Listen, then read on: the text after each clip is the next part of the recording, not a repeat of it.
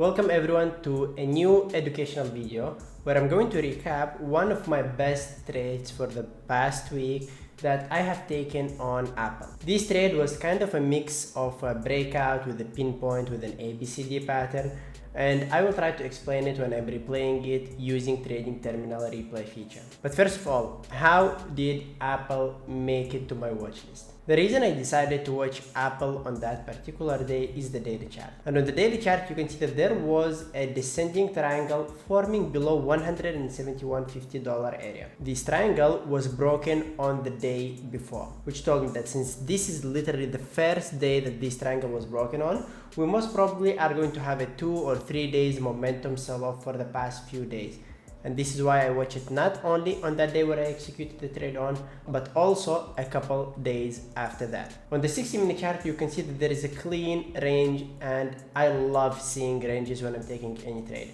Because a range means that if the stock actually does what I want it to do, and I manage to catch it within the range or at the break of the range, I will be in the trade in the beginning of the move, which means that I'll have a huge likelihood of surviving any pullback that the stock could make, add on these pullbacks, or maybe hold on for the trade for longer trend. Let's go to Trading Terminal replay feature and see how I executed this trade in detail. So we saw that we are already short buyers on Apple, and we want to play this one to the short side because of the daily and the 60-minute chart. Unfortunately, at the open, it did not go directly to my target. Initially, what I wanted to do on Apple is that I wanted it to reach closer to the 175.50-ish area and short it closer to the level of resistance. However, what happened is that on the in the pre-market, it tried to go up and it rejected, and after the market opened, it also tried to go to the up and it rejected this $175 area. Once I noticed that, I instantly played it to the short side for a 1-minute opening range breakout strategy. The entry right now is way later than the entry that I wanted to get. I really wanted to get an entry closer to the level of resistance. Instead, I got an entry closer to the level of support. But that doesn't mean that the setup or the trade is ruined and that I need to give up on it. Obviously, one of the things that you could do is add into your setup, and one of the ways to add is using another setup.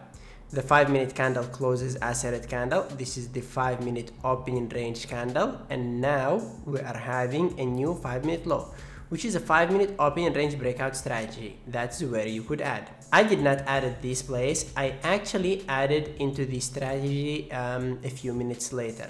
I waited for this 5-minute candle to close like it did right now, and I added during this next 5-minute candle, which is this one. Why did I add on this 5-minute candle? First of all, if you look here, we are having a bullish candle, and this bullish candle is sitting in between two bearish candles.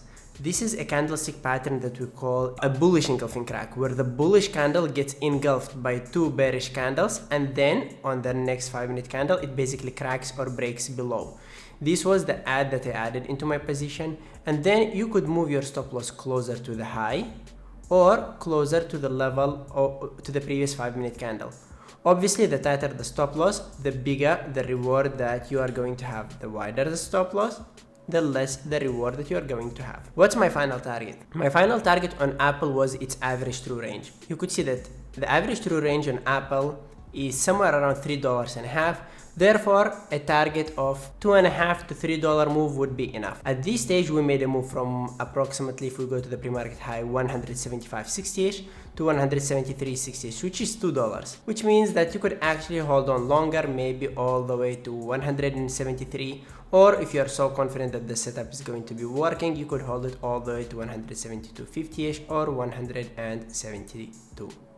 So that was it. This is the trade that I've executed, and as most of you know, I execute my trades using higher time frames. I always look for, or I'd say most of the time, look for a confirmation on a higher time frame, like the daily chart. I look for something that supports the daily chart direction using the 60-minute chart. Finally, I wait for the market open and I trade a setup using a smaller time frame on the 1-minute chart or the 5-minute chart. And my final target, especially on a trend trade, is a full average true range or 80% of the average true range. I hope you guys enjoyed this video. If you did, make sure to hit the like button, share and subscribe to our channel.